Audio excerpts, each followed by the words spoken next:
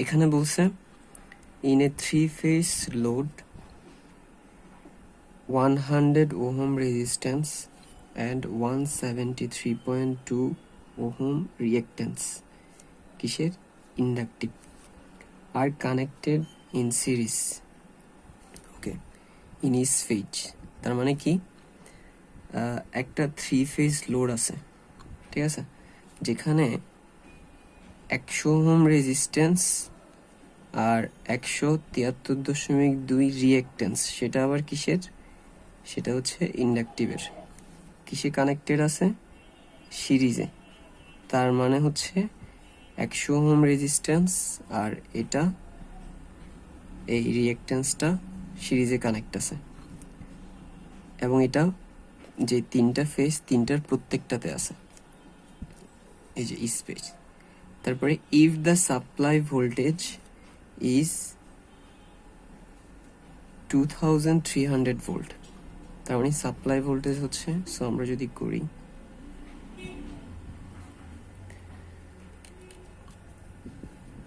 এখানে যেহেতু supply voltage বলছে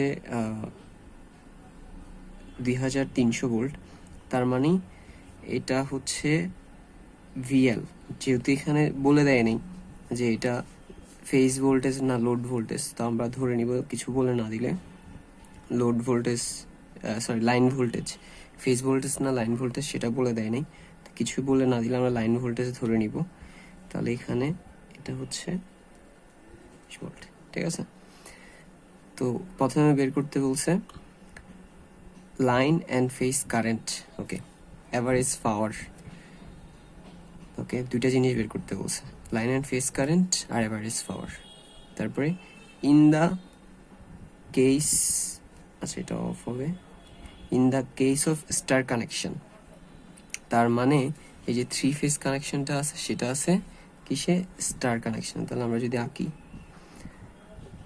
এটা হচ্ছে রেজিস্ট্যান্সটা 100 ওহম, এটা হচ্ছে ইন্ডাকটেন্সটা 173.2, তারপরে আরেক এই ফেজেরও যেহেতু প্রত্যেকটা ফেজে বলছে, তাহলে প্রত্যেকটা ফেজে আমরা একটা ইন্ডাক্টর একটা রেজিস্টর সিরিজে কানেক্ট করে দিব।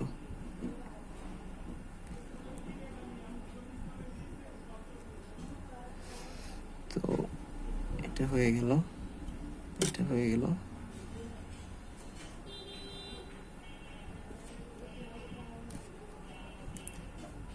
তাহলে এটা হচ্ছে 100 ওহম আর এই ইন্ডাকটিভ রিয়েক্ট্যান্সটা হচ্ছে এই যে 173.2 ওহম, এটা প্রত্যেকটাতে আছে, একটাতে লিখলে চলবে।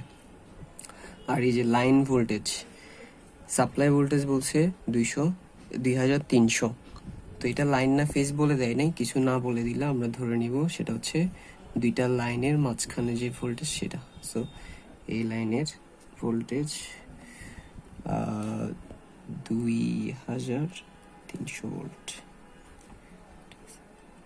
সিমিলারলি এই লাইন আর এই লাইনের মধ্যেও থাকবে, এই যে এই দুইটা, তারপরে আবার এই দুইটার মধ্যেও থাকবে, আমি একটাতে দিলাম এই, ওকে ওকে। সো আমাকে প্রথমে বের করতে হবে লাইন অ্যান্ড ফেজ কারেন্ট। তো লাইন কারেন্ট কি, লাইন কারেন্ট হচ্ছে এই যে এটা দিয়ে যেটা যাচ্ছে, এটা দিয়ে যেটা যাচ্ছে, এটা দিয়ে যেটা যাচ্ছে, ঠিক আছে, এটা হচ্ছে লাইন কারেন্ট। আর যেহেতু এইটা একটা ফেজ, এটা একটা ফেজ, এটা একটা ফেজ, ঠিক আছে, তিনটা ফেজ, তিনটা ফেজে তিনোটার যে ইম্পিডেন্স মানে মানগুলো, এখানে 100, এটাতেও 100, এটাতেও 100, এটাতেও 100, আবার এখানে 173, এখানে 173, সো যেহেতু ইম্পিডেন্সগুলো সেম, তাহলে আমরা এটাকে বলবো একটা ব্যালেন্স পলিফেজ কানেকশন, ঠিক আছে। তার মানে এই জায়গায় আইএল যত, এটারও আইএল, এটারও আইএল সেম, তিনোটার লাইন কারেন্ট সেম। তারপর ফেজ কারেন্ট কোনটা, এই ফেজ দিয়ে যেই কারেন্টটা যাচ্ছে, এই ফেজ, সেটা হচ্ছে, সরি এটা যেহেতু লোড কারেন্টের ডিরেকশনের দিকে হবে, এটা হচ্ছে আইপি। সো যেহেতু ব্যালেন্স, তাহলে প্রত্যেকটার মধ্যে দিয়ে কারেন্টটা আইপি হবে। ব্যালেন্স কেন, কারণ ইম্পিডেন্স প্রত্যেকটা সেম।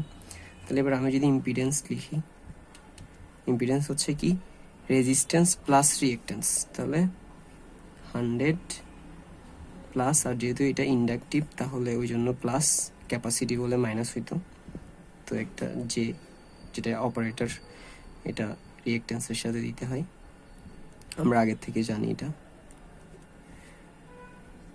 তারপরে হয়ে গেছে ইম্পিডেন্স। এবার আমি প্রথমে বের করব এই ফেজ কারেন্ট। তো ফেজ কারেন্ট জানার জন্য আমাকে ফেজ ভোল্টেজটাও জানতে হবে, কিন্তু আমি জানি লাইন ভোল্টেজ।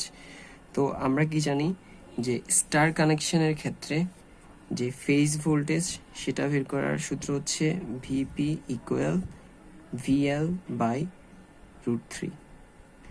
তাহলে এখানে এই যে আমরা ভিপি বের করবো, দ্যাট মিনস এই ফেজের যে ভোল্টেজটা, ফেজ মানে কি এখান থেকে একটা যদি আমি নিউট্রাল বের করি, তাহলে একটা লাইন আর একটা নিউট্রালের মাঝখানে যে ভোল্টেজ সেটা হচ্ছে ফেজ ভোল্টেজ, আর লাইন ভোল্টেজ হচ্ছে দুইটা লাইনের মাঝখানে যে ভোল্টেজ সেটা হচ্ছে লাইন ভোল্টেজ।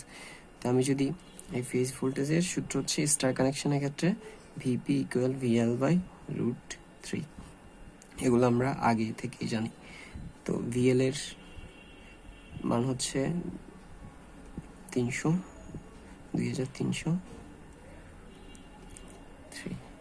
তো এটা ক্যালকুলেশন যদি করি তাহলে কি করতে হবে, 2300 ভাগ 3, আনসার হচ্ছে 173.1327.9 ভোল্ট। তাহলে ভিপি পেয়ে গেছি। এবার যেহেতু এটার ইম্পিডেন্স, এই ফেজের ইম্পিডেন্স এবং ভোল্টেজ দুইটাই জানি, তাহলে ফেজ কারেন্টটা বের করতে পারবো, কারণ আমরা জানি current equal I equal V by R, তাহলে এখানে হবে ভিপি বাই জিপি। তো ভিপি এর মান হচ্ছে 1327.9 ডিভাইড বাই, আর ইম্পিডেন্সের মান হচ্ছে 100 প্লাস জে অফ 173.2। এটাকে যদি ক্যালকুলেট করি তাহলে আসবে এই যে 173 অলরেডি আছে, ঠিক আছে। তো আমি জাস্ট ভাগ ব্র্যাকেট 100 প্লাস 173.2, আর এই যে অপারেটরকে এখানে হচ্ছে এই যে I operator, bracket close equal.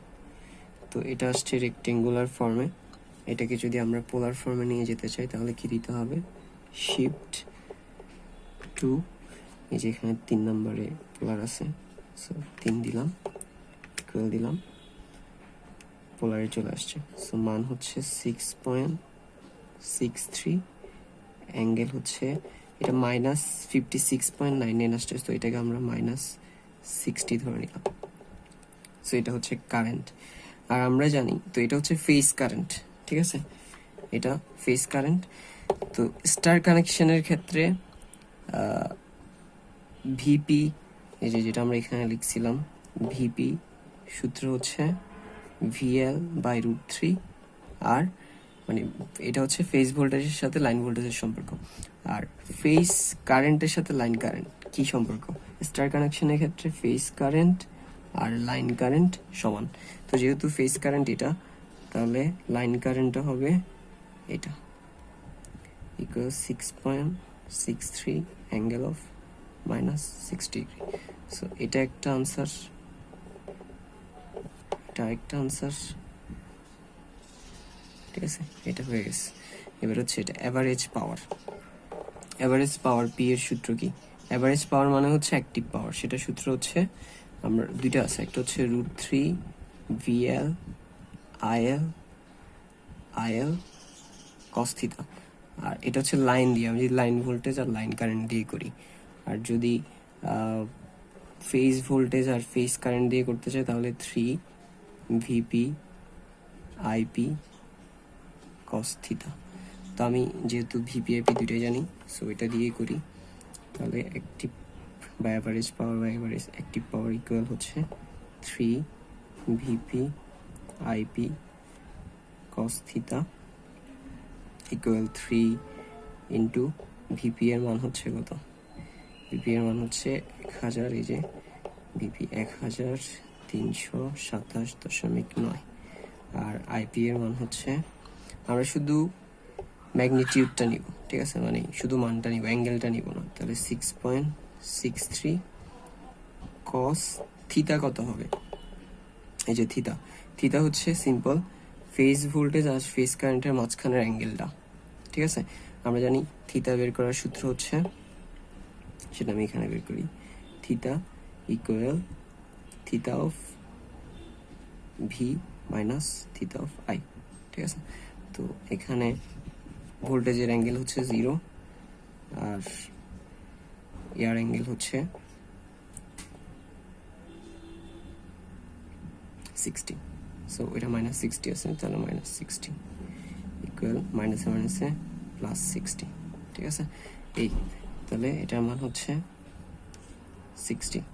এবার আমি যদি কারেন্টটা বের করি, এটা ক্যালকুলেট করি, তাহলে কি আসে? 3 ইন্টু 1327.9 ইন্টু 6.63 cos 60, আনসার আসছে 13,205.96 ওয়াট। তো এটাকে আমরা চাইলে 13.205 কিলোওয়াট লিখতে পারি। মনে রাখতে হবে যে এই যে অ্যাক্টিভ পাওয়ার, সেটার একক হচ্ছে ওয়াট, ঠিক আছে। সো ওয়াট দিলাম।